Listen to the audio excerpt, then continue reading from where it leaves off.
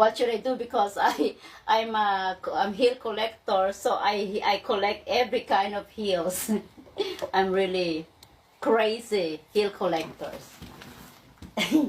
This is, nako, hindi ka mabungin ito. So this is really unique heels.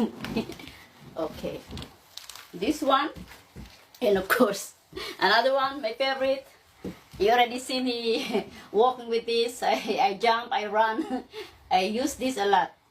This is my favorite heels. See? Yeah, this is really fun. Ito girl, oh, ito na lang dalhin ko sa'yo sa sunod ah. Try mo yan. Swiss Filipina, my friend, you try this on. I'm going to take it to my birthday and then you try to wear it on. Yeah, I'm the only one queen of heels, not normal. I came from Pluto.